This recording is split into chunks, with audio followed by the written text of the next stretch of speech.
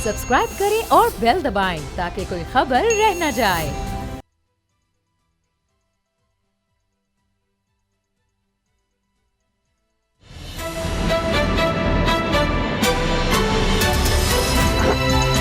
अब पता चला। बिस्मिल्लाहिर्रहमानिर्रहीम, अस्सलाम वालेकुम। मैं हूं मोहम्मद उसामा गाजी और आप देख रहे हैं अब पता चला।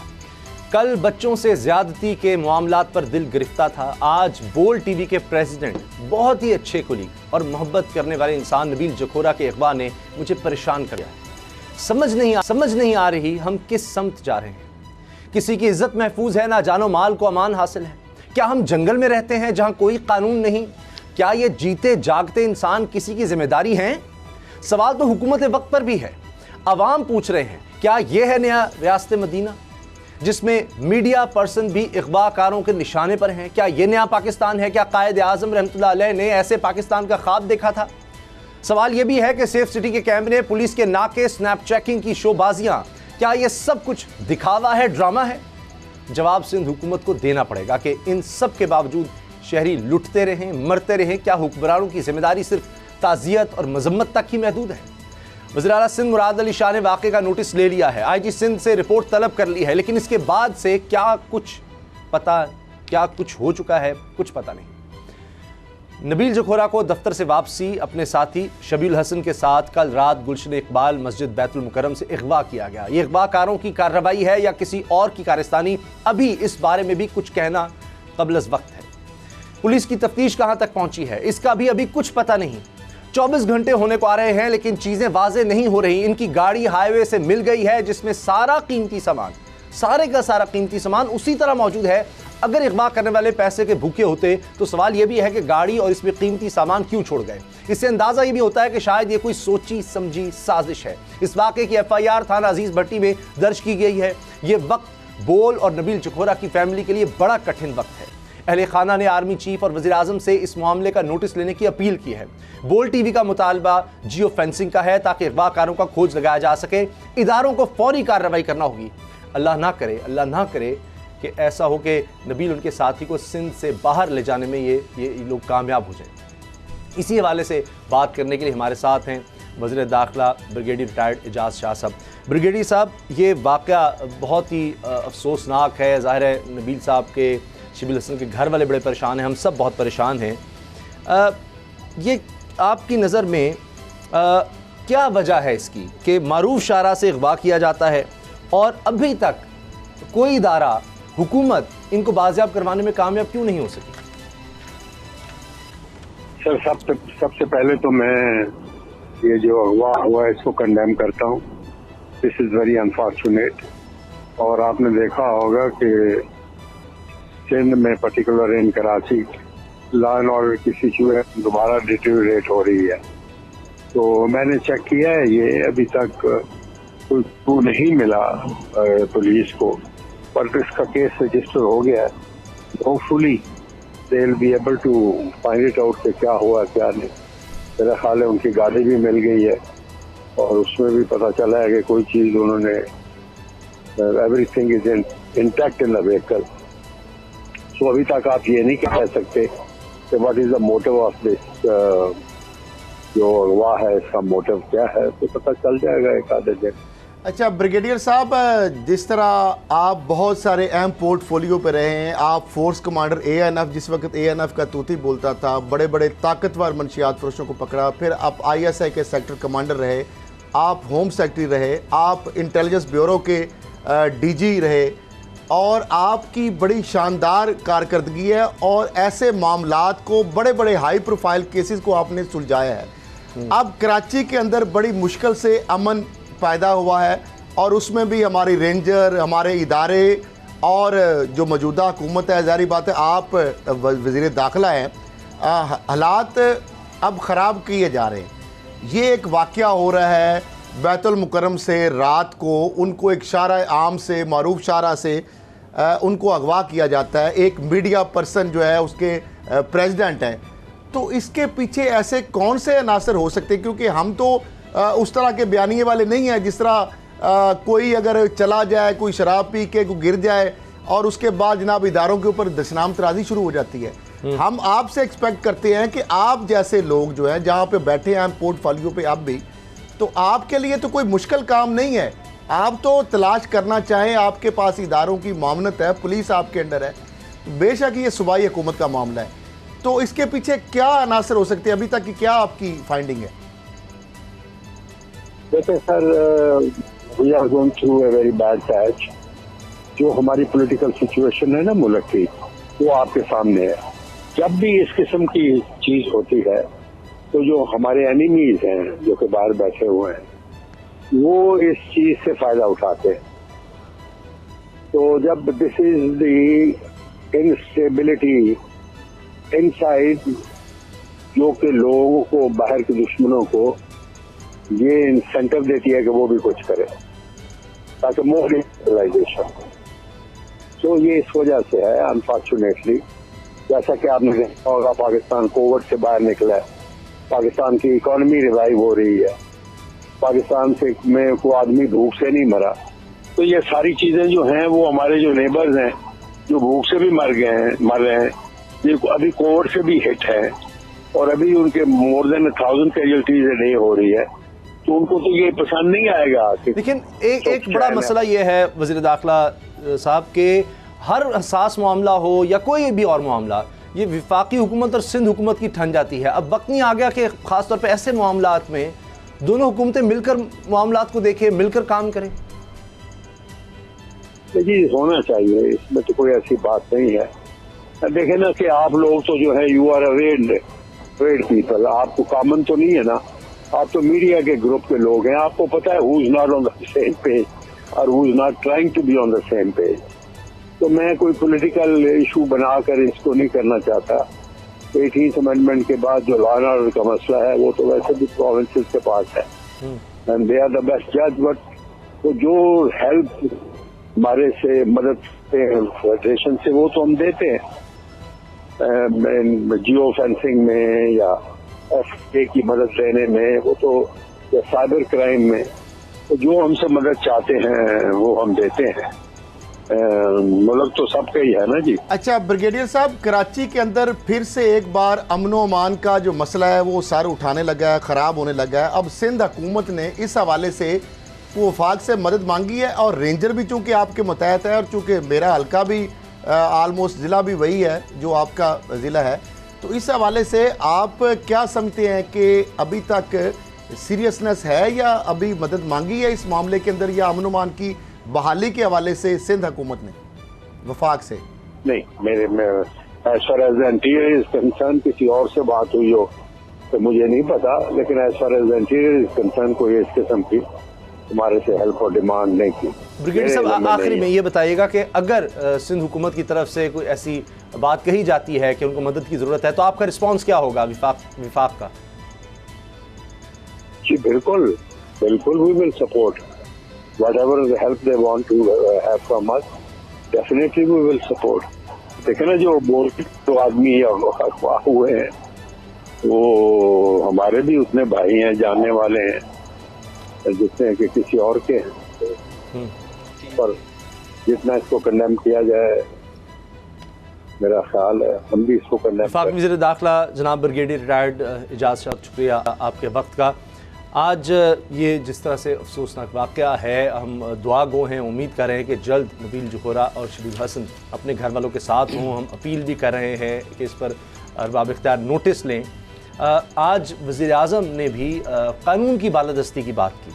आज वो इंसाफ लॉयर्स फोरम की एक तकरीब थी, वहाँ उनका खिताब था और एक दफ़ा फिर बहुत ज़्यादा जोश में नज़र आए, जज्बाती नज़र आए और आड़े हाथों लिया अपोजिशन को, PDM को और ख़ास तौर पर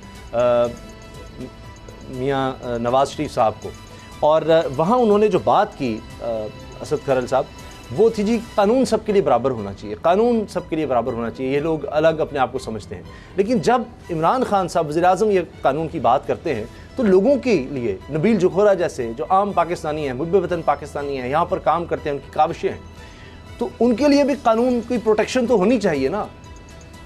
बिल्कुल उसामा साहब, इसमें तो कोई शक ही नहीं है। और ख़ास तौर पे मीडिया पर्सन का गायब होना, अगवा होना, इस तरह के वाक़यात उनके साथ पेश आना और यके बाद दीगरे आना, तवातर के साथ आना, और इमरान खान साहब जो है लोगों का कंसर्न तो है, और इमरान बेशक ये मामला अच्छा लॉ एंड ऑर्डर का है, सूबाई हुकूमत की रिस्पॉन्सिबिलिटी है। वज़ीर इत्तलाआत पंजाब जनाब फैयाज़ हुसैन चौहान साहब हमारे साथ हैं। चौहान साहब, आप मीडिया से बहुत डील करते हैं, मीडिया वालों की बड़ी सुनते हैं, उनसे आपका एक रिश्ता है करीब का। ये मीडिया के लोगों के साथ अब ये हो रहा है कि प्रेसिडेंट हैं हमारे इदारे के बोल के, और वो इस तरह अगवा हो जाते हैं और अभी तक कुछ समझ नहीं आ रही कि क्या हुआ है क्या नहीं। इतनी देर लगती है पुलिस को, इतनी देर लगती है कि कुछ पता चलाने में 24 घंटे होने को आए। नहीं, ये कहाँ से हुए हैं अगवा? कराची से? जी कराची। यार ये तो फिर को लेना, इसमें मैं बेचारा क्या करूँ। अब मेरा भी मसला ये है कि जरा मीडिया वाले मेरे से इतने फेमिलियर हैं, पूरे बलूचिस्तान में कुछ हो जाएगा तो आप मेरे से रब्ता करते हैं, सिंध में कुछ हो जाएगा तो आप मेरे से बीफर लेते हैं। अब ये सिंध का इशू है, आप वहाँ के सईद गनी साहब को लेना जो बड़ी शुस्ता उर्दू बोल के जना सारा दिन बेवकूफ़ बनाते हैं, जना आले जरदारी की जना वो चाकरी करते हुए। जब वो मेरा भाई मुर्तज़ा वहाब है तो शरीफ नजर के तौर पे रखा हुआ है कि जो भी इन्होंने टारगेट किलिंग कर करके जो पोलराइजेशन की होती है तो उसको ले फोन पे, उसे पूछे हाँ भाई अब बताओ जना किधर है लॉ एंड ऑर्डर, जना एक इतने बड़े टीवी चैनल का एक इतना रिस्पेक्टेबल और इतना सीनियर बंदा जना वो अगवा हुआ और अभी तक पता ही कुछ नहीं है। अच्छा, वज़ीर आला सिंध ने भी और गवर्नर सिंध ने भी इसका नोटिस लिया है, तो ये कोऑर्डिनेशन नहीं होती हर मामले में, ये झगड़ा क्यों हो जाता है सूबाई हुकूमत में, वफाकी हुकूमत में? अभी चाहे वो आयरलैंड की बात, गवर्नर के पास कोई इख्तियार नहीं होते। उसामा भाई आप सारी बात जानते हैं, मुझे मैं बड़ा बोल्ड ब्लंट आदमी हूँ, मुझसे कोई डिप्लोमेसी नहीं होती। गवर्नर के पास सेरेमोनिकल जो है ना एक उनका रोल होता है, ठीक है जी, वो सारा किरदार जो है ना वो आज के आपके सामने। वज़ीर आला सिंध तो ये कहता है मेरे से ज्यादा एक्टिव वजीर कोई नहीं है, वज़ीर आला जो है ना। बेशक चौहान साहब ये लॉ एंड ऑर्डर का सूबाई हुकूमत का मामला है, लेकिन अभी आपसे पहले ब्रिगेडियर इजाज शाह साहब वफाकी वज़ीर दाखिला है, वो भी, और उनका हमारे से अभी तक कोई हेल्प या मदद नहीं मांगी सिंध हुकूमत ने, जिससे उनकी संजीदगी जो है वो नजर आ रही है। ये आप अभी लें ना, देखें खैरल साहब, आप इसी वक्त लें, सईद गनी साहब को लें, मुर्तज़ा वहाब साहब को लें। जी बिल्कुल, हम प्रोड्यूसर साहब से रिक्वेस्ट करते हैं कि वो पूरी ट्राई करें और उनसे भी मुर्तज़ा वहाब से कर लें, वहाँ से उनसे रब्ता करें। और बिल्कुल चौहान साहब, आज इमरान खान साहब ने फिर वही जो बातें की हैं, थोड़ी सी मैं दोहरा देता हूँ कि कोई NRO नहीं मिलेगा, जितने मर्जी जलसे करें, कानून तोड़ें, सीधा जेल आपको जाएंगे। क्या खमीनी और कहाँ नारी खाने वाला वज़ीर आज़म नवाज शरीफ के हवाले से उन्होंने बताया। फिर उनका खुद लंदन में कारकुनों को बाहर निकलने का कह रहे हैं, 3 बजे सुबह खातून के घर तंजीम साजी। ये है ईमानदारी। हर मुश्किल में फौज हुकूमत के साथ खड़ी है, भारतीय एजेंडा लेकर फिरने वाले यही लोग हैं। वक्त आ गया इमरान खान को घबराना पड़ेगा। बिलावल की बात आ रही है, अपोजिशन तहरीक को नाकाम कैसे बनाएं। अब मामला इमरान खान साहब ने खास तौर पर कहा कि ISI हमारे इदारे वो जानते हैं इमरान खान की ज़िंदगी के हर पहलू से, इमरान खान के कंडक्ट से, उसका कोई ऐसा वीक पॉइंट नहीं है, कोई करप्शन नहीं है, कोई अजीज़ो कारब नहीं है। तो वही जो मामला है, तो ये एक तरफ अग्रेसिव और एक तरफ अपोजिशन के मूवमेंट और दूसरी तरफ इमरान खान साहब आज फिर अग्रेसिव मूड में नजर आए। खैरल साहब सुने, बड़ी दिलचस्प बात बताओ। कल तकरीर की शायद खकान अब्बासी साहब ने कि जनाब कारकुनात से पहला पत्थर आपने खाना है, सबसे पहले गोली आपने खानी है, सबसे पहला शेल आपने खाना है, सबसे पहला पत्थर आपने मारना है। मैं हैरान रह गया, मैंने वक्रे पॉलिटिशियन और वक्रे लीडर देखे हैं। लीडर दुनिया जहान का मुनाफिक और बुज़दिल भी हो ना, तो वो पब्लिक और मीडिया के सामने कहता है सबसे पहली गोली मैं खाऊंगा, सबसे पहला तीर मैं खाऊंगा, सबसे पहले मार मैं खाऊंगा। इनके लीडर कहते हैं तुसी खाना जे, तुसी लित्तर भी खाने ने, छित्तर भी खाने ने, तुसी जनाब गोलियां भी खानी है, तुसी सब कुछ खाना है। आपने क्या करना है? आपने जनाब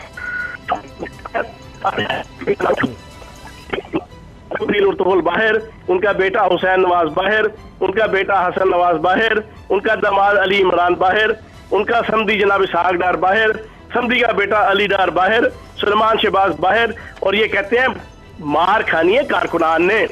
लित्तर कारकुनान भी बड़े समझदार हो गए, 21वीं सदी के हैं, रोटी को चोची नहीं कहते। उन्होंने भी पहला जो इन्होंने शो किया ना लाहौर में, हसरत उन ऊंचों पर बिन खिले मुरझा गए कि मज़ाक 250 बंदा इकट्ठा नहीं कर सके।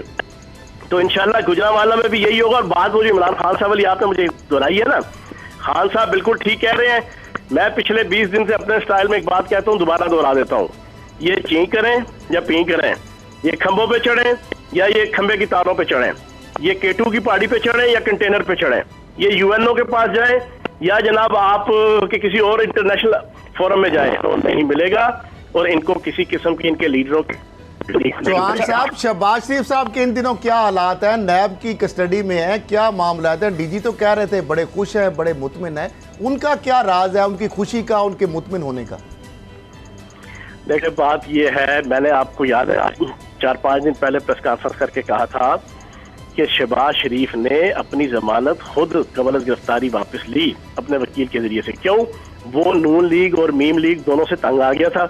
इनको समझा के बंदे दे पुत्र बनो, तरीके ना चलो।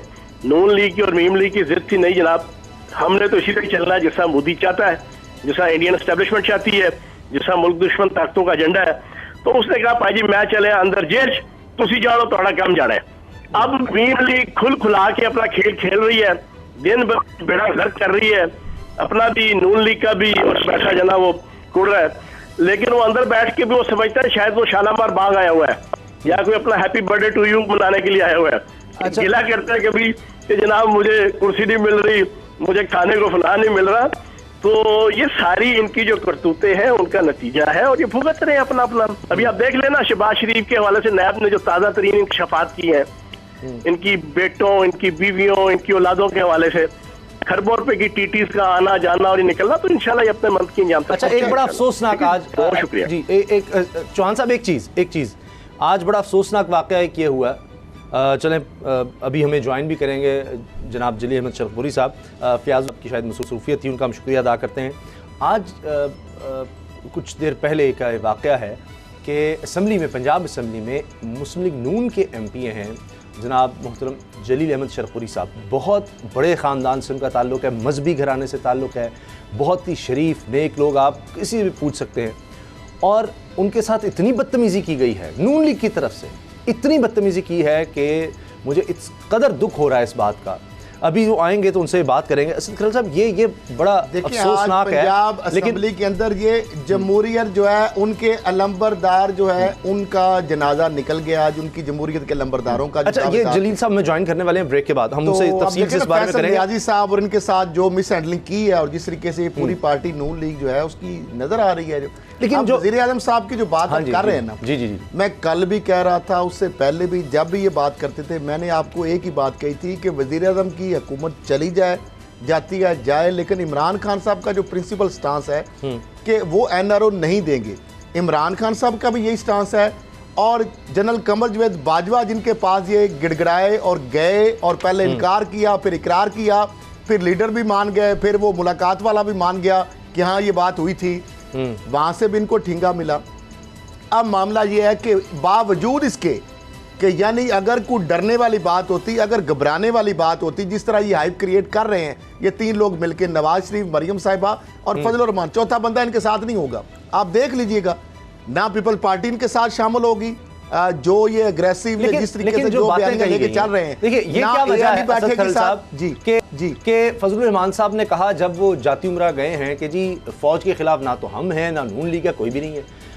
उसके फ़ौरन बाद ही नवाज शरीफ साहब खिताब करते हैं तो वो बात ही यहाँ से शुरू करते हैं जी ये तो फ़ौज नंबर 1 होती, अगर ये होता, ये आइन की पासदारी होती, ये सब बातें। अब एतराज़ ये किया जाता, इमरान खान साहब ने कहा कि जी ISI से इनको तकलीफ़ ये है कि जी ISI मनी लॉन्ड्रिंग हो, लूटा जाए पैसा, करप्शन कहीं हो, तो वो दुनिया की सबसे बेहतरीन एजेंसी है, उसको पता चल जाता है। ये इनके साथ मामला था। लेकिन ये लोग कहते हैं जी ISI का तो ये काम ही नहीं है, ये तो ISI के काम नहीं है कि वो देखे हमारी। सिर्फ उसामा साहब ISI के काम क्या है वो ये बताएंगे। ISI के काम ये है कि क्या नहीं है कि एक मुल्क का मफाद है, एक मुल्क का पैसा लूटा जा रहा है, मुल्क का पैसा बाहर जा रहा है, मुल्क का रिसोर्सेज लूटे जा रहे हैं, मुल्क के वसाइल लूटे जा रहे हैं और उनको बाहर भेजा जा रहा है। तो ये क्या इंडियन आके राह काम करेगी? ये क्या CIA आके काम करेगी? ये मुसाद आके काम करेगी? ISI का और काम क्या है? ये बहुत सारे कामों के साथ ये भी एक काम है, ये मुल्की मफाद का काम। आपने देखा है FBR जो इंडिया का CBR है कितना एक्टिव है, वहां पे अदाकारों के साथ क्या हालत वो करते हैं। वो जो इवन के उनको जो पैसे मिलते हैं, जो कॉन्ट्रैक्ट करते हैं, वो पैसे जो ट्रैवल करते हैं, उनके घरों में रेड होते हैं, वहां से करोड़ों रुपए की रिकवरीज होती हैं। हमारे आपको पता है राहत फतेह अली और लोग जाते हैं, उनकी तलाशियां ली जाती हैं, उनसे पैसे छीन लिए जाते हैं। मामला ये है कि वहां के इदारे कर रहे थे वो ठीक है, लेकिन आपको तकलीफ होती फाटक की, आप कहते हैं मनी लॉन्ड्रिंग के ऊपर एक्शन ना करें। भाई आप जब मनी लॉन्ड्रिंग अगर नहीं करते, आपको डर किस चीज़ का है? ISIS इसलिए डरते हैं कि वो कंप्रोमाइज़ नहीं होती, वो आपसे ब्लैकमेल नहीं होते, वो आपसे मिली भगत नहीं करते, वो आपकी जो चोरियां हैं, जो आपकी जो पताल से निकाल के चीज़ें ले जाते हैं, जो आपने खुफिया तय दर तय तहों में छुपाई होती हैं, जो पर्दों में चीज़ें छुपाई होती हैं, अब वो जब ला रहे हैं तो आपको तकलीफ तो होगी। और यही जो है इनको तकलीफ है, फौज से भी ISIS से भी। न्यूट्रल अंपायर नहीं इनको कभी भी काबिल कबूल, ये हमेशा अंपायर के साथ मिलके खेलें, वो जस्टिस क्यूम हो, वो इफ्तिखार चौधरी हो, वो जस्टिस राशिद अजीज हो, एक ये भी हो रहा है, स्ट्रेटजी बन रही है, इनके जनरल ज़ियाउल हक हो, जनरल जिलानी हो, जितने भी हैं। आसिफ नवाज के साथ थोड़ा सा मामला हुआ, आपने देख लिया। जनरल जहांगीर करामत ने एक बयान दे दिया, एक मुल्की मफाद के अंदर एक किसी से भी नहीं बनी, कोई बात नहीं, वो इनकी किसी से भी नहीं बनी। इन्होंने गाड़ी किसको भेजी, उन्होंने मुंह पे मारी। मामला ये है कि ये तो एक, लेकिन क्या ये सारे क्या वो गलत है? क्या ये ठीक है? इमरान खान साहब का ये कहना कि जी जो करना है कर लें, कोई NRO नहीं मिलेगा, आप जितने जल्द से जुलूस करने हैं कर लें, तो इससे ये पहले भी कहते रहे धरना देना, तो कह रहे थे टांगे कांप रही हैं, हुकूमत में भूचाल आ गया है, इनकी टांगे कांपनी शुरू हो गई, बड़ी हाइप क्रिएट हो गई है। अब हुकूमत गई कि गई, दिसंबर तो बड़ी दूर, जनवरी तो बड़ी दूर की बात है, दिसंबर तक की गेम हो जाएगी। साहब ने तो कह दिया है कि 84 के 84 MNA इस्तीफे दे देंगे, ये मार्च से पहले। फिर कैसे होंगे सेनेट इलेक्शन, हम देख लेंगे। मार्च से पहले, ये मार्च के बाद, ये कहानियां जो है ना सुन सुन के हमारे कान पाक गए। पिछले मार्च से पहले भी मौलाना फजल रहमान साहब ने कौम को नवीर सुनाई और वो धरना लेके चले गए। उन्होंने कहा जी अभी हुकूमत में गिरा के जा रहा हूँ, इमरान खान का इस्तीफा लेके जा रहा हूँ। इमरान खान क्यों कहते हैं कंटेनर हम देंगे, ये ना कहें, फिर वो एहतजाज शुरू कर देते हैं। अभी भी ये कह रहे हैं कि जितनी बातचीत कर लें, खरा आदमी है इमरान खान, उसामा साहब, एंगेज तो करें उनको। मुनाफिक नहीं है वो, हिपोक्रेट वो नहीं है, वो डिप्लोमेसी का वो उसको नहीं आती, वो सीधी खरी और बात करते हैं। इमरान खान इसलिए परेशान नहीं है जब उसको लालच नहीं है, उसने गलत काम करना नहीं, उसने बिजनेस करना नहीं है, उसने अपने अजीजों कारब को नवाजना नहीं, ठेकों में कमीशन खानी नहीं है, बाहर उसने पैसे है, उसको क्यों ब्लैकमेल होगा? वो सीधी और खरी बात करता है, इनको इसलिए तकलीफ होती है, तो उसकी भी कमजोरी को निकाले ना। 2 साल साहब और उनके खानदान की मुश्किलात बढ़ रही हैं। अब नवाज शरीफ साहब का पासपोर्ट शनाख्ती कार्ड ब्लॉक करने का भी फैसला कर लिया गया है और नैब ने वज़ारत दाखिला को खत भी लिख दिया है। अब क्या होगा, और साथ ही आपको बताएंगे हुकूमत की स्ट्रेटजी क्या है इन जलसे जुलूसों के हवाले से, ब्रेक के बाद।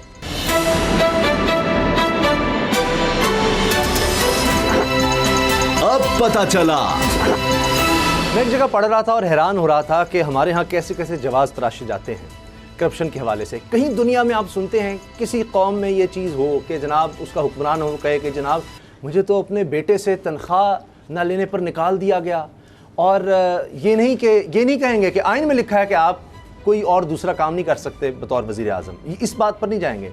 कहीं और आपने कतरी ख़त देखा है बतौर ये कि जी हमारी ये मनी ट्रेल है। कहीं आपने कभी सुना है कि हुक्मरान ख़ानदान कैलिब्री फ़ॉन्ट का स्कैंडल सामने आया कि जनाब ये ट्रस्ट डीड हमारी बनी हुई थी और उस वक्त तो वो फ़ॉन्ट ही नहीं था, उसके साल बाद आया।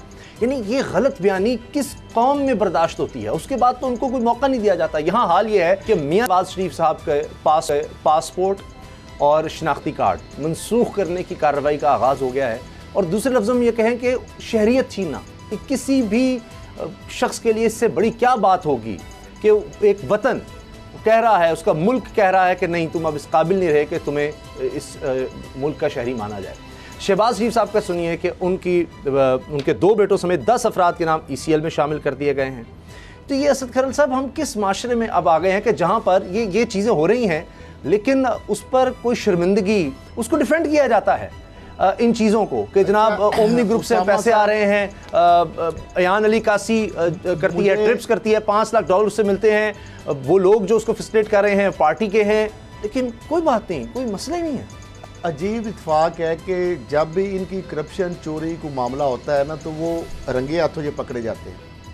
99 के अंदर जो मैंने किताब लिखी जो कि बतौर एविडेंस इमरान खान साहब की जानब से नईम बुखारी साहब उनके वकील ने पेश की बतौर एविडेंस, जिसमें 62 सफ़े की मनी ट्रेल थी कि पाकिस्तान से पैसा बाहर कैसे किया और फिर पार्क लेन के फ्लैट्स कैसे खरीदे गए।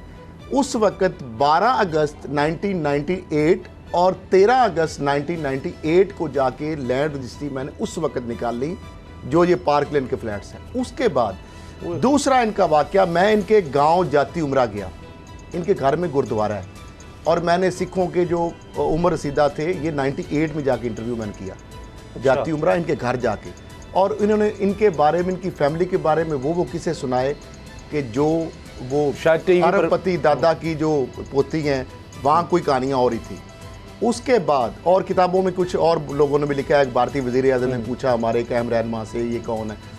उसके बाद जब ये मामला हुआ पनामा केस में, जो आपको पता है मैं उसमें पिटिशनर था, सबसे पहला मेरा फैसला आया इधर लार्जर बेंच हाई कोर्ट में, बनाज़र सिद्दीक साहब मेरे वकील थे, वहाँ मैं पेश हुआ पनामा जो कमीशन जो जब बनना था, जिस पे मैंने रजिस्ट किया, और जो मैंने सजेशन दी वही फिर सुप्रीम कोर्ट ने उसको दोबारा एक्सेप्ट किया। जब दोबारा से ये मामला ये हुआ कि ये जो कैलबरी फाउंड वाला मामला है ना, जो ट्रस्ट डीड है, मैं फिर लंदन गया, मैंने जाके वो खोज लगाया, वो जो जेरी फ्रीमन था जो सोलिसिटर था, वो उसने कई कंपनियां बदली, फिर मैंने बहुत सारे सोलिसिटर से रब्ता किया, मैंने वो मरियम साहिबा उसमें भी रंगे हाथों पकड़ी गई। हुआ ये कि इन्होंने वकील साहब को जो ट्रस्ट डीड दे दी, उन्होंने कहा ये देखे जनाब ट्रस्ट डीड, मैंने एकदम जो जेरी फ्रीमन वाली थी वो और थी, और जो सुप्रीम कोर्ट में इन्होंने पेश यानी की वो और थी, और जो मरियम साहबा ने ट्वीट की वो और थी। मैंने उसी टाइम लंदन गया, मैंने वो चीज़ें लेके आया, मैंने सुप्रीम कोर्ट के सामने रखी, और इस वजह से उन्होंने कहा कि ये तो इन्होंने आपने नो सर, क्योंकि उस पर ख्वाजा आरस ने कहा चूंकि बहुत सारी चीज़ें जनाब आप ये दोबारा से करेंगे, हम ये सवाल जवाब, तो वो उसका जवाब नहीं दिया, लेकिन वो चीज़ें मैंने रख दी, मैंने कहा ये है ओरिजिनल और ये है उसकी 2 नंबरी, यानी वो कैलबरी फाउंड एक फ्रॉड, और फिर दूसरा उसके अंदर एक और फ्रॉड किया कि सफा चेंज कर दिया गया, 2 के बाद जो अच्छा अब आपको 4 आ गया, 3 बीच में बहुत से लोग कहते हैं जी ये पहले भी हुआ है, इस तरह से पाबंदियां लगी हैं, इस दफा आपको लगता है कि ये दोबारा कोई ऐसा मौका आ जाएगा, इफ्तिखार चौधरी वाला कोई सीन बन जाएगा? क्योंकि बहुत से लोगों के नाम इस तरह से लेते हैं कि शायद वो लोग कुछ कर देंगे, उनको रिलीफ दे देंगे, उनको भी यानी एक सेकंड इफ्तिखार चौधरी बनाना चाहते हैं कि वो एक किसी इदारे में लग जाएंगे और उसके बाद उनको रिलीफ पे रिलीफ उसके बाद मिल जाएगा, और यानी मेरा ख्याल है अपनी इनफ इज इनफ, पूरी कौम जान चुकी है, ये इनके टीटीओं के स्कैंडल, इनकी मनी लॉन्ड्रिंग के खाते, इनके अरबों रुपए की जायदादों के किस्से, इनकी 7 बड़े आज़मों तक फैली हुई जायदादों के किस्से, इनकी पाकिस्तान तो लंदन तो क्या पाकिस्तान में भी कोई जायदाद नहीं थी, फिर सैकड़ों कनाल और फिर एकड़ों में निकल आती है, फिर वालिद साहब जो वो कहते थे मैं वालदा के घर में रहता हूँ, बेटी कहती है मैं वालिद के घर में रहता हूँ, दामाद कहता है जी मैं ससुर और अपनी मदर इन लॉ जो है यानी उधर उनकी यानी आगे दादी जो है मरियम साहिबा की उसके घर रहता हूँ। अजीब कहानी है। शहबाज शरीफ साहब कहते हैं जी सलमान से पूछो, सलमान कहते हैं जी हमजा को पता होगा, फिर शहबाज शरीफ कहते हैं जी मेरी अलिया को पूछो, मेरी बेटियों को पता होगा। कहानियाँ JIT से लेकर सुन ले, फ्रॉड, इतने कॉन्फिडेंस से, इतना झूठ, इतने मतलब पूरे एतमाद तरीके से, इतने कॉन्फिडेंस से झूठ बोलने की अदाकारी जो ये करता है खानदान।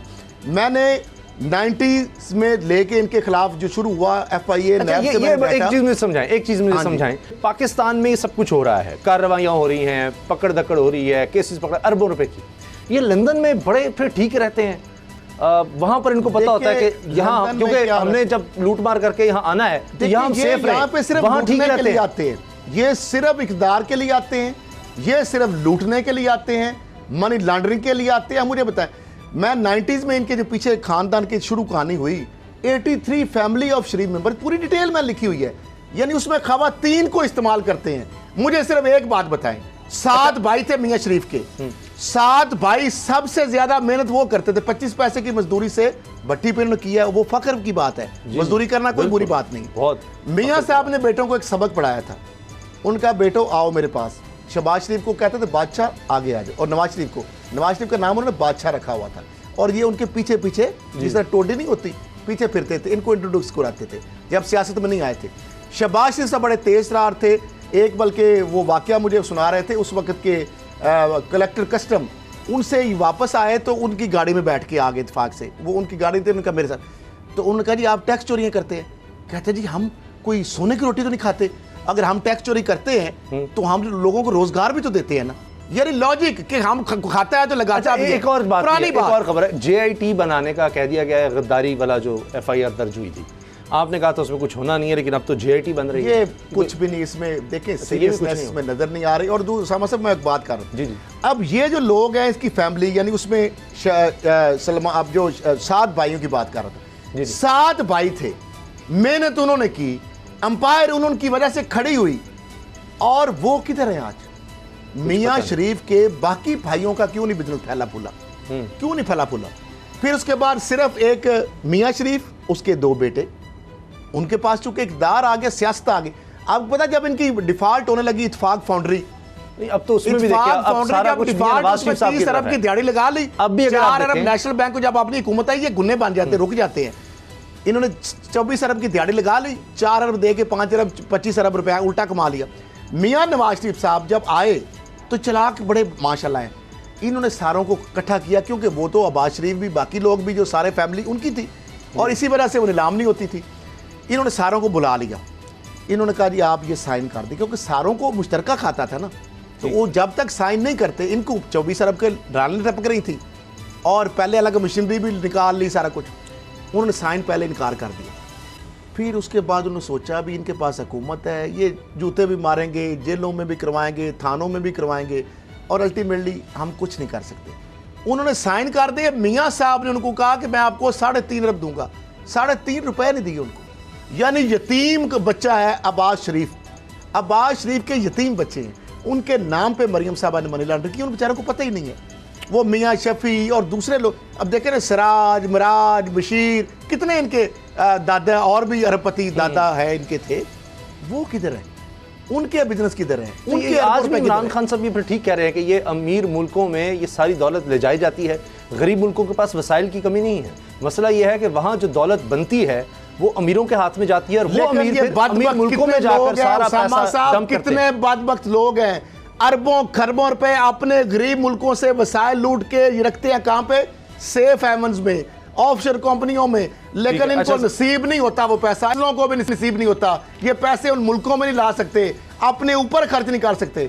आज जलील हो रहे हैं, रुसवा हो रहे हैं, लेकिन वो पैसा इनके नसीबों में नहीं है। ब्रेक का दुआएं अलग है। ठीक है, ब्रेक का वक्त है। ब्रेक के बाद बताएंगे कि अब इंटरनेशनल जरीदे भी मान रहे हैं कि भारत दहशतगर्दी का गढ़ बन चुका है और दहशतगर्दी इलाके में, खित्ते में फैला रहा है। ब्रेक के बाद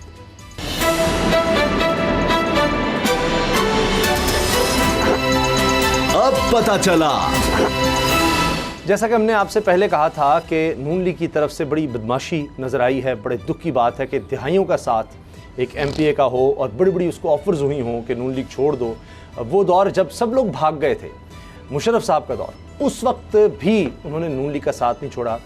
मुस्लिम लीग नून के MPA जनाब मियाँ जलील अहमद शरफुरी साहब बहुत ही एक इज़्ज़त और एहतराम के ख़ानदान से इनका ताल्लुक़ है, लेकिन आज उनके साथ क्या सलूक किया गया नून लीग की तरफ से अपने ही एक लॉयल साथी के साथ, वो आपको दिखाते हैं। ज़रा देखिए कि क्या किया जा रहा है ये नून लीग की तरफ से। फिर वो कहते हैं जी वो गुल्लू आ जाते हैं और किस तरह से बदमाशी की जाती है। ये देखें आप कि क्या हो रहा है।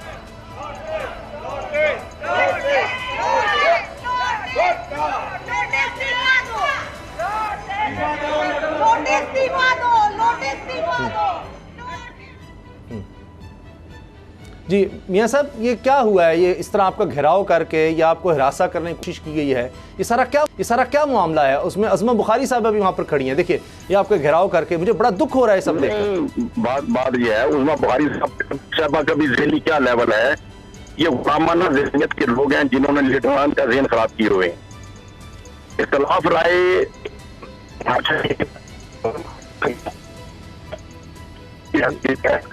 दुनिया रोज 2 नंबर का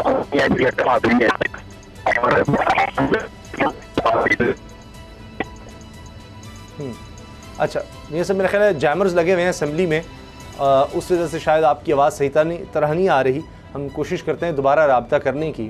सद खलील साहब, ये जो मनाजिर देख रहे हैं, एक शख्स दिहाइयों का साथ हो, आप जिस तरह आपने उनका प्रोफाइल भी बताया, मैं आपको बताऊं इतने लोटे इन्होंने इकट्ठे किए अपनी पार्टी में, मैं नाम लेना शुरू करूँ ना तो दर्जनों हैं। नारे लगा रहे थे, लगा रही थी, जो नारे लगा रहे थे लोटा के या लगा रहे। मियाँ साहब बहुत सारे लोग तो खुद कई पार्टियां तब्दील कर चुके हैं। ठीक है मियाँ साहब, जी मियाँ साहब, जी आप फरमा रहे थे, वो फिर लाइन ड्रॉप हो गई थी। हाँ, मैं अर्ज कर रहा था, ये बेहुदा सा आदमी है मतलब ये तो पता नहीं कितने सालों से तरले कर रहे हैं राणा तनवीर साहब के पीछे पीछे पीछे पीछे, फिर उन्होंने रहम खा के इसको टिकट दे दिया। टिकटों के भूखे लोग हैं, मैंने तो टिकट मांगी भी नहीं और खुद उन्होंने मोहब्बत से मुझे साथ तो किया है, इसका पूरा इलाका गवाह है। बल्कि 6-7 दिन मुझे राणा तनवीर साहब ये कहते रहे कि भैया आप हमारे साथ चलें, और फिर शहबाज शरीफ साहब ने कह ले बड़ेपन का मुजाहरा किया और खुद मेरे घर टिकट भेज दी और मैंने इलेक्शन लड़ा और हेजिटेशन नहीं है। लेकिन इस तरह के जो लोग हैं, भारत की बदकिस्मती है पाकिस्तान के अंदर, ऐसे ऐसे लोग भी किसी न किसी वजह से असेंबलियों में आ जाते हैं, इनकी कोई ज़हनी हैसियत नहीं है, कोई औकात नहीं है। तो अब ये एक बंदा ऐसी फजूल बात करता है, तो मैं बहरहाल मैंने स्पीकर साहब को भी लिखा है और पार्टी को भी लिखूंगा कि ऐसे बंदों को पार्टी से फारिग करें, और अगर वो ऐसे बंदे को पार्टी से फारिग नहीं करेंगे तो फिर मेरा मुस्लिम की नींद से कोई तल्लुक नहीं होगा। ये जो हमला किया गया है इमामा पर, आप इमामा बांधते हैं माशाल्लाह, सुन्नत रसूल है, उस पर इस तरह से ये बदतमीजी करना, उस पर ये लुटा रखा गया, वो मनाजिर भी देख रहे हैं, इस पर ये हमला, आपको कानूनी कार्रवाई करने का सोच रहे हैं इनको खिलाफ? जी बिल्कुल, कानूनी कार्रवाई तो मैंने करनी है, वो तो मैंने स्पीकर साहब को लिख दिया कानूनी कार्रवाई के लिए, और वो तो अब स्पीकर साहब के हाथ में है क्योंकि उनके प्रेमिसेस के अंदर हुआ है जो कुछ हुआ है, और वो मैंने स्पीकर साहब को लिख दिया है। वो यकीनन जो भी कानूनी कार्रवाई वो करेंगे, मैं वो उसके लिए तो मैंने अच्छा मियां साहब, एक और भी आज एक वाकया वहां पे आपके साथ ही एक है और भी फैसल नियाजी साहब, और उनके साथ भी इस तरह बदतमीजी की गई है, उनको प्रेशराइज किया गया है और उनसे इस्तीफा कह रहे हैं जी उन्होंने दे दिया है, उनकी रुकनीयत बुनियादी हमने खत्म कर दिया है। ये तो डिक्टेटरशिप है क्या? जमहूरी पार्टियों में ये रवैया जमहूरी है? तो ये मियां नवाज शरीफ साहब को सोचना पड़ेगा ना कि अगर पार्टी के अंदर डिक्टेटरशिप है तो मुल्क में जमहूरियत का मुतालबा क्यों करते हैं? फिर तो हमें जमहूरियत का नाम लेते हुए शर्म आनी चाहिए। फिर तो हमने ये अपना बिजनेस बनाया हुआ है, ये तो बिजनेस है। फिर मियां नवाज शरीफ साहब बराए मेहरबानी ये बात कहना छोड़ दे जमहूरियत, और हमें अवामी वोट भी वोट अगर बदमाश को मिल जाएगा तो हम बदमाश के पीछे चल पड़ेंगे, एक गुंडे को वोट मिलेगा तो गुंडे के पीछे चल पड़ेंगे, एक लुटेरे को वोट मिलेगा तो लुटेरे के पीछे चल पड़ेंगे। वोट की इज्जत देव का नारा लगाते हुए कुछ ये भी सोचना चाहिए को भी वोट दो और तमीज को भी वोट दो। तो मियां साहब, क्या मरियम साहब अभी तो जानशीन मियां साहब की बजायर तो वही लगती हैं और वही फील्ड में है, क्योंकि शहबाज शरीफ साहब तो नैब की कस्टडी में है, क्या आप उनसे मिलना चाह रहे हैं? और राणा तनवीर साहब की भी इसमें कोई मेलाफाइडी है? ये सारा जो एक नहीं, ना राणा तनवीर साहब की मेलाफाइडी है, ना इसमें मरियम साहबा की मेलाफाइडी है। मैं नहीं समझ सकता, ये उस बेअकल आदमी का अपनी एक ज़हनी सोच है और उसका अपना छोटापन है जो उसने दिखाया है। तो लेकिन मियां साहब, उस्मा बुखारी साहब भी वहां पे बहुत शोर शराबा कर रही थी, उस्मा बुखारी साहब के खिलाफ एक्शन नहीं लेंगे तो फिर मैं अपना जो भी है रिएक्शन दूंगा, जो भी मुझे मुनासिब समझे। लेकिन इस तरह आपको नहीं लगता कि पार्टी तो लॉयल लोगों से महरूम हो जाएगी? आपने जब भी नाम लिया है मियां साहब का बड़े इज्जत और एहतराम से लिया, इस तरह की कार्रवाई अगर ये करवाएंगे अपने इस तरह के गुंडों से तो फिर तो ये बड़े अच्छे और बड़े बड़े लोगों से महरूम हो जाएगी, जबकि नून लीग को अभी तो ज़रूरत है ऐसे लोगों की जो उसके साथ खड़े हों। इस वक्त मुश्किल में है, अपोजिशन में है। भारत ये तो फिर उन्हें सोचना चाहिए ना जी, उन्हें कुछ ऐसे इसी किस्म के बेज़मीर लोग चाहिए या बाज़मीर लोग चाहिए जो दिल की बात कर सके, इख्तलाफ राय कर सके, जो बात उनके दिल में वो कह सके। अगर ऐसे बेज़मीर लोग इकट्ठे करने हैं कि जो लीडरशिप ने कह दिया बस यस सर, तो फिर ऐसे बेज़मीरों की तो कोई कमी नहीं है मुल्क के अंदर। तो आपसे किसी ने राब्ता किया है अभी लीडरशिप में से किसी ने कि जी हमें बड़ा दुख हुआ है, अफसोस हुआ है, हम इससे पूछताछ करेंगे कि क्यों इस तरह किया, किसकी इजाज़त से किया? किसी ने आपसे राब्ता किया अभी तक? नहीं, अभी तो मैं हाउस के अंदर ही था और अभी हाउस से बाहर निकला हूँ, तो अभी तो मेरा किसी से कोई राब्ता नहीं हुआ। बस मैंने स्पीकर साहब के नाम दरख्वास्त लिखी है और उनको मैंने उधर जमा करा दी है, और फिलहाल तो मेरा किसी से कोई राब्ता नहीं हुआ। अच्छा, हुआ क्या आज ये बताएं? आज आप असेंबली में गए तो कोई अंदाजा था? मैं असेंबली से जब बाहर निकल रहा था तो ये यकदम आगे आ गया ये मियां रऊफ अकेला ही, और इसने ये चोट डालना शुरू कर दिया और एक लिफाफे में इसने वो प्लास्टिक के लोटे डाले हुए थे और वो इधर उधर फेंकने शुरू कर दिए। तो जाहिर है एक बंदा अगर रास्ता रोक रहा है तो जो कि इलीगल एक वे है, गैर कानूनी है, गैर अखलाकी है, तो मैंने इसको समझाया कि यार ठीक है तुम्हारा एहतजाज हो गया ना, अब साइड पे हो जाओ। तो नहीं, जब इस्तीफा दो, मैंने कहा तुम्हारे साथ मेरा कुछ तल्लुक नहीं है, तुम्हारे साथ कोई वास्ता नहीं है, जो मैं बात पार्टी से कर रहा हूँ पार्टी उसके ऊपर जो भी राय कायम करेगी उसके बाद की बात है, लेकिन वो एक छोड़ डाले जा रहा था। नहीं पसंद देखिए, असेंबली की मेरे नजदीक होती कि जी मुझे बहुत ज्यादा ये सीट चाहिए तो मैं तरले करता होता ना, कि तो मैंने कभी भी नहीं किया। एमएनए का इलेक्शन लड़ा, मियां नवाज शरीफ साहब ने 100 दिन से खुद मुझे फोन किया, कोई मेरी एप्लीकेशन नहीं। जिला नाज़िम का मैंने इलेक्शन लड़ा, परवेज लाई साहब ने खुद मुझे रास्ता किया और फरमाया कि आपको हमने जिला नाज़िम का इलेक्शन लड़ना है, और मैंने ये कहा कि मैंने पार्टी चेंज करने का ऐलान नहीं करना। उन्होंने फरमाया कि नहीं ये गैर जमाती है। मेरे जैसी को पूरे पाकिस्तान मिसाल तो दिखाए। और अभी मुझे तहरीक इंसाफ ने साथ लेकर बाद में खैर खुद लेके चले, खुद खान साहब ने कहा, शाहमुद करैची साहब ने कहा कि हमारे पास इस इलाके में कैंडिडेट नहीं है। मैं खान साहब को सपोर्ट तो कर रहा था, उनके विजन की सपोर्ट कर रहा था, लेकिन उन्होंने कहा कि नहीं हमारे पास कैंडिडेट नहीं, आप इलेक्शन लड़े। मैंने कहा ठीक है चलो मैं लड़ लूंगा, लेकिन ऐन मौके पर अलीम खान साहब फैसला कर दिया तो गैर मुनासिब था। तो मैंने राना तनवीर साहब को सपोर्ट करने का फैसला किया कि हमारे इलाके के लिए वो बंदा फिजिबल नहीं था। तो उन्होंने मुझे बार बार कहना शुरू किया कि आप हमारे साथ चलें। मैंने कहा मैंने आपका टिकट नहीं लेना, मैंने मुस्लिम लीग नून के टिकट पे इलेक्शन नहीं लड़ना। ये 6-7 दिन में कहता रहा हूँ, पूरा शर्फ कुछ गवाह है, राना तनवीर साहब गवाह है। उन्होंने फिर अशरफ रसूल साहब को मेरे पास भेजा और दोस्तों को भेजा, शर्फ खुशी से कई मौजूद को भेजा। तो एंड ऑफ द डे फिर मैंने दोस्तों के बुजुर्गों के कहने के बिल्कुल ठीक है जी वो आपको इलेक्शन लड़ा रहे हैं, आपकी राय तो आपको नहीं है, मैं इस शर्त पे मैंने मुस्लिम लीग। लेकिन मियां साहब आपकी सारी सैक्रिफाइसेस के बावजूद राना तनवीर साहब ने क्या उसका अपा किया, क्या ऑनरशिप दी कि ये सारा मामला आपके साथ एक तज़ीक में जो रवैया इख्तियार किया जा रहा है, आपको शोकत मिल रही, उन्होंने क्या एक्शन लिया? ये तो वाकया अभी माना जी, अभी तो राना तनवीर साहब का या पार्टी का रिएक्शन मैं देखूंगा। मियां साहब इससे पहले जो शोकाज आपको लीडरशिप ने दिया है उस पर राना तनवीर साहब ने आपके साथ क्या सॉलिडारिटी का मुजाहरा किया है कि क़यादत को समझाया नहीं? जी मेरा ख्याल है फिर लाइन ड्रॉप हो गई है। जी मियां साहब, अच्छा ये समझ नहीं आती खलल साहब के खुद मिन्नत समाजत करके एक शख्स को, क्योंकि उसके एक वोट बैंक है, उसका इज्जत और एहतराम है सारे इलाके में, सियासतदान चीजें नहीं बताता, नाम है इनका। उन्होंने अगर इमरान खान साहब से मुलाकात शाहमूद कुरैशी साहब की ऑफर है वो भी रिकॉर्ड पे रख रहे हैं, नवाज शरीफ साहब उनको फोन कर रहे हैं वो भी बता रहे हैं, दोबारा उनको टिकट पहले एमएनए का दिया, फिर चौधरी परवेज लाई को उनका कि मैं आजाद लड़ूंगा आपकी, यानी वो जो प्रिंसिपल स्टांस है वो ऑफर भी आ रही है, लेकिन उन्होंने अपना असूली मौक़िफ़ कभी भी नहीं छोड़ा जिस तरह वो बता रहे थे। इस तरह बेबाक और खरा और सच्चा सियासतदान बहुत कम लोग होते हैं, वरना इस तरह की चीज़ें जो है नहीं बताते, क्योंकि कुशन रखते हैं कि इधर भी जा सकता हूँ, इधर भी जा सकता हूँ, उधर भी जा सकता हूँ। अब मियाँ साहब जो बात कर रहे हैं और जिस तरीके से यानी वो उनको टिकट दिया गया इसलिए क्योंकि उनकी पॉपुलैरिटी थी, अवाम में मकबूलियत थी। मरियम साहिबा कहती हैं कि जी अब आप कायद और लीडर से बहुत आगे हैं, अब आप इमाम हैं। फिर जुबैर साहब भी इस चीज़ को डिफेंड करते हैं कि जी वो इमाम खुमैनी की तरह हैं। तो ये तर्ज होता है ऐसे लोगों का, इस तरह से वो लोग पहले तो मुल्क आए ना, खुमैनी तो आप अपने मुल्क आया था, आप मुल्क आए तो फिर अगली इमाम खुमैनी वाला दावा करें ना। प्रोग्राम का वक्त खत्म हो गया। बड़ा ये दुख होता है कि जब इस तरह से पार्टीज़ का रवैया अपने लॉयल लोगों के साथ होता है, ये कोई अच्छी तर्ज सियासत नहीं है। प्रोग्राम देखने का बहुत शुक्रिया, तो हमें याद रखिएगा। अल्लाह हाफ़िज़।